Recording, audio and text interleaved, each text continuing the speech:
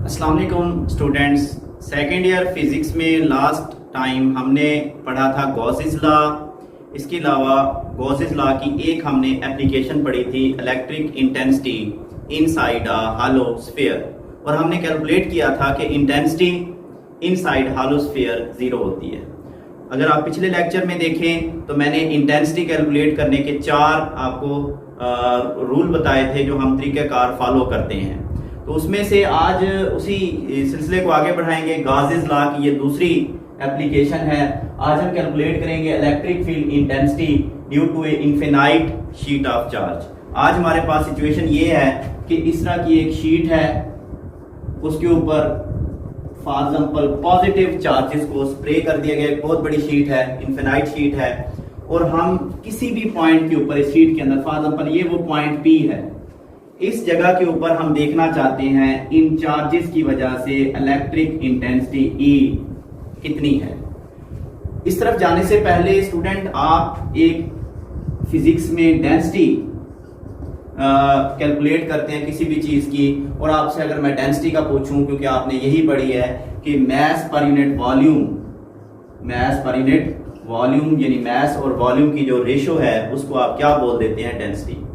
यहां पे हम एक और डेंसिटी पढ़ेंगे, एक होती है चार्ज डेंसिटी। तो स्टूडेंट चार्ज डेंसिटी क्या होगी, जहर है वो हो जाएगी चार्ज पर यूनिट वॉल्यूम। अब charge density linear charge density भी हो सकती है, सरफेस चार्ज डेंसिटी भी हो सकती है, वॉल्यूम चार्ज डेंसिटी भी हो सकती है। पेचीदगी में ना जाएं, हम अपने मकसद की बात करेंगे। हम यहां पे यूज करेंगे सरफेस चार्ज डेंसिटी, क्योंकि हमारे पास एक शीट है, यानी ये एक सरफेस है, हम सरफेस चार्ज डेंसिटी को यूज करेंगे। तो सरफेस चार्ज डेंसिटी किसके बराबर होगी, वो बराबर होगी चार्ज पर यूनिट सरफेस या पर यूनिट एरिया। ये एक छोटे सा जो है ना पॉइंट माइंड में रखिएगा। सरफेस चार्ज डेंसिटी को हम सिग्मा से जाहिर करेंगे, और ये बराबर होगी चार्ज पर यूनिट एरिया। ये एक छोटा सा फार्मूला है जो हम यूज करेंगे। खैर, अपने आर्टिकल की तरफ आए।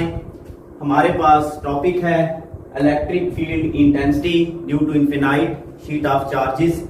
Late I say that we have infinite sheet of charge. Say there is infinite sheet of charge, और इसके ऊपर कौन सा चार्ज स्प्रे किया गया है, positive charges are sprinkled over the sheet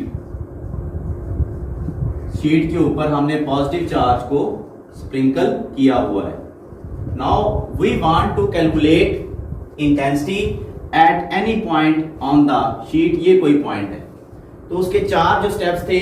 सबसे पहला काम आपने क्या करना होता है, सबसे पहले नंबर पे इमेजिन द गॉसियन सरफेस। अगर यहां पे कंफ्यूजन हो रही है तो पिछला लेक्चर आप देख सकते हैं। सबसे पहला काम हमने गॉसियन सरफेस को इमेजिन करना होता है। तो सिचुएशन स्टूडेंट यूं समझ लें, ये आपके पास यूं समझें, ये एक इनफिनाइट शीट है। इस शीट के ऊपर पॉजिटिव चार्जेस को स्प्रे कर दिया गया है, और इस पॉइंट के ऊपर हम इंटेंसिटी कैलकुलेट कि यहाँ पे इन चार्जेस की वजह से इंटेंसिटी कितनी है, इलेक्ट्रिक फील्ड इंटेंसिटी कैलकुलेट करना चाहते हैं।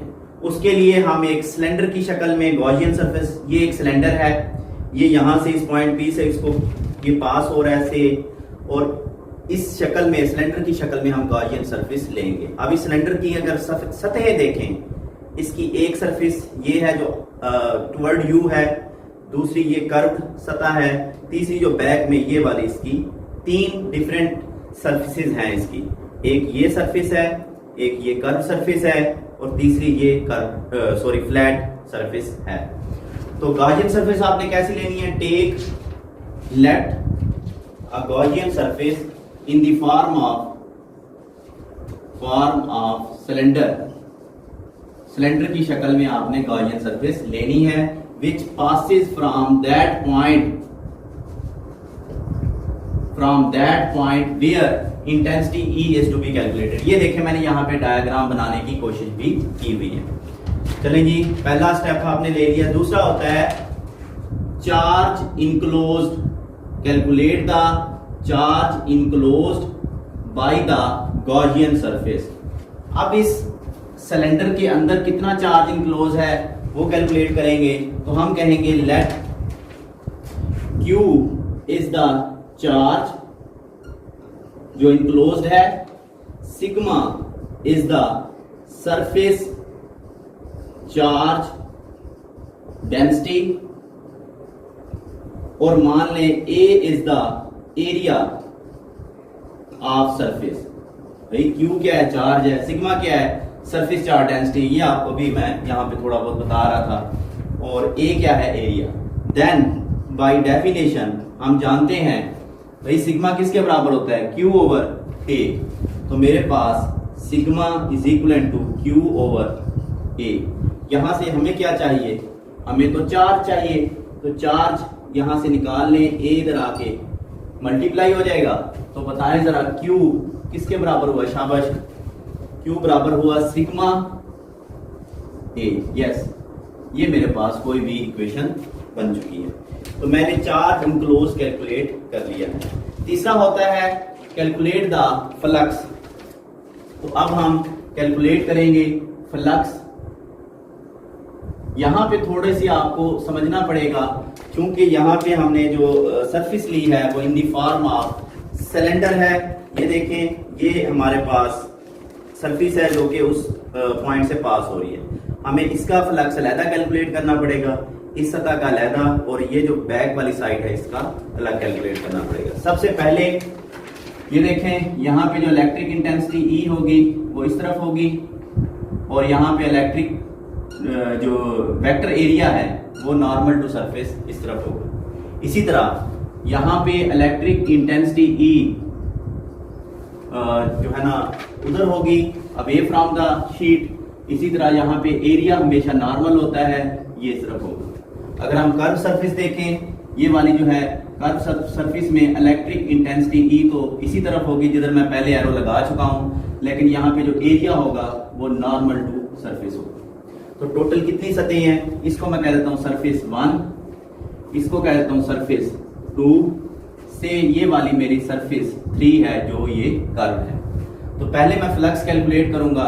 Flux through surface, flat surface, flat surface, बेशक यहां पे 1 लिख दें, यानी इस जगह के ऊपर फ्लक्स कितना है, यहां से कितनी लाइनें पास हो रही है। तो फ्लक्स की आपको डेफिनेशन से फार्मूला याद होगा।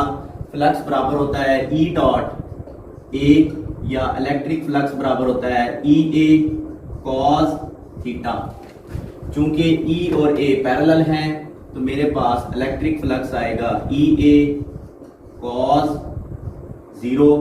cos 0 की वैल्यू 1 होती है, तो इलेक्ट्रिक फ्लक्स आएगा EA इंटू 1, या इलेक्ट्रिक फ्लक्स, ये पहली सरफेस थी, यहाँ पे मैं फाई 1 लिख देता हूँ, ये फाई 1 है। चलो, ये आ गया किसके बराबर? EA के बराबर। इसको कोई भी इक्वेशन 2 का नाम दे। इस सतह का फ्लक्स निकाल लिया। अब वो जो सरफेस है सरफेस 2, उसका फ्लक्स निकालें, तो आपकी हेडिंग होगी flux through surface, sorry flat surface, flat surface, इसका नाम मैंने वैसे रखा हुआ है 2। तो मेरे पास वो जो फ्लक्स होगा ज़हर है फ्लक्स 2, वो बराबर होगा E डॉट A, ये बराबर होगा EA cos थीटा। अब गौर करें, यहां भी E और A पैरेलल हैं, तो मेरे पास flux 2 is equal to EA cos 0। बिल्कुल वैसे ही cos 0 1 के बराबर है, तो खैर मेरे पास फ्लक्स 2 भी किसके बराबर आ जाएगा? EA के बराबर आ जाएगा। से ये मेरे पास इक्वेशन 3 है। अब हम कैलकुलेट करेंगे फ्लक्स थ्रू कर्व सरफेस। यहां पे हम लिखेंगे flux through curve surface. Student, curve surface में से फ्लक्स निकालने के लिए ये हमारे सामने है, यहाँ पे फ्लक्स 3 होगा, फ्लक्स 3 बराबर होगा E डॉट A, फार्मूला तो वही रहेगा, मगर यहाँ पे जो नॉर्मल टू सरफेस है वो ऊपर की तरफ है, और जो इंटेंसिटी थी वो तो आपको मैं पहले बता चुका हूँ, इंटेंसिटी टूवर्ड मी है, मेरी तरफ है। तो यहाँ पे फ्लक्स होगा EA cos 90, ये गौर करें, cos 90 यस 0 होता है, तो फ्लक्स 3 इज इक्वल टू 0। इसको मैं कहता हूँ इक्वेशन से 4। खैर टोटल फ्लक्स निकालें तो टोटल फ्लक्स बराबर होगा phi 1 plus phi 2 plus phi 3। तो मेरे पास टोटल फ्लक्स आ जाएगा, देखें phi 1 कितना था, phi 1 था EA plus phi 2 that is also EA plus phi 3 that is 0। तो टोटल फ्लक्स हुआ 2EA। ये आपने टोटल फ्लक्स निकाल लिया। तीसरा और आखिरी जो चौथा और आखिरी जो स्टेप था आपको समझाया था, that was applying Gauss's law. Gauss's law को अप्लाई करें और इंटेंसिटी कैलकुलेट कर लें। अब गॉसेस लॉ क्या था? गॉसेस लॉ था कि electric flux through a close surface is equal to 1 over epsilon naught times the total charge enclosed by the surface। ये गॉसेस लॉ था। तो इसको चलो मैं कहता हूं से इक्वेशन 4 या 5। स्टूडेंट मेरे पास टोटल चार्ज इनक्लोज जो था, ये देखें मैं इक्वेशन 1 में निकाल के गया हूं, क्यू किसके बराबर है, सिग्मा ए। ये चार्ज हम यहां पे लिखेंगे as Q is equal to sigma A. ये क्यू की वैल्यू यहां पे पुट कर दें, तो आपके पास total flux equals 1 over epsilon naught, यहाँ पे सिग्मा ए, तो मेरे पास टोटल फ्लक्स आ जाएगा sigma A over epsilon not. ये मैं इक्वेशन कोई भी 6 बना देता हूं। अब आप देखें, इसको मैं कर लें for example equation A. Equation A में और इक्वेशन नंबर ये जो लास्ट में निकाली, चलो 6 में कोई सिमिलैरिटी आपको नजर आ रही हो, तो इसमें एक ही सिमिलैरिटी है कि इन दोनों की जो लेफ्ट साइड है वो सेम है। तो हमने कंपेयर कर लिया, कंपेयर किया इक्वेशन 6 एंड इक्वेशन ए। ठीक है, कंपेयर करने के बाद हमें जो चीज हासिल हुई आप देखें, तो मेरे पास यहां से होगा 2EA equals sigma A over epsilon not. आप स्टूडेंट ए से ये ए कैंसिल हो जाएगा, बाकी फैक्टर नीट करें, 2E is equal to sigma over epsilon not.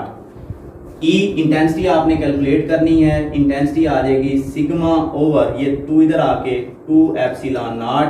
ये आपके पास इंटेंसिटी कैलकुलेट हो चुकी है। ये स्केलर फॉर्म है। In vector form, in vector form student, vector form में इसी इक्वेशन को कुछ यूं लिखा जाएगा, इंटेंसिटी E ये vector is equal to sigma over 2 epsilon not, और यहाँ पे R यूनिट वेक्टर आ जाएगा। पॉजिटिव चार्ज के लिए ये प्लस होगी और नेगेटिव चार्ज के लिए यहाँ पे क्या आ जाएगा, नेगेटिव साइन आ जाएगा। तो यहाँ तक हमने गॉसेस लॉ की दूसरी एप्लीकेशन आज पढ़ ली है। हमने इलेक्ट्रिक इंटेंसिटी E कैलकुलेट की है। इंटेंसिटी किसकी वजह से, due to infinite sheet of charge. यहाँ पे सिग्मा आपको समझा दिया गया है, एप्सिलॉन नॉट आपको समझा दिया गया है। तो मुश्किल नहीं है। आप अगर पिछला लेक्चर देखें, आपको जो 4 पॉइंट्स बताए गए थे, सबसे पहले गॉसियन सरफेस लेनी है, आज वो इन दी फॉर्म ऑफ सिलेंडर ली है। दूसरा आपने देखना है गॉसियन सरफेस के अंदर चार्ज कितना इंक्लोज है। तीसरा आपने फ्लक्स कैलकुलेट करना है। फ्लक्स क्योंकि आज 3 सरफेसेस थी, ये फॉर एग्जांपल ये प्लेन सरफेस, ये प्लेन सरफेस और ये वाली कर्व सरफेस, तीनों से हमने फ्लक्स कैलकुलेट किया। आखिर में हमने गॉसेस लॉ को अप्लाई किया है। नेक्स्ट इसकी तीसरी एप्लीकेशन हम पढ़ेंगे। अपना ख्याल रखिएगा। अल्लाह हाफिज।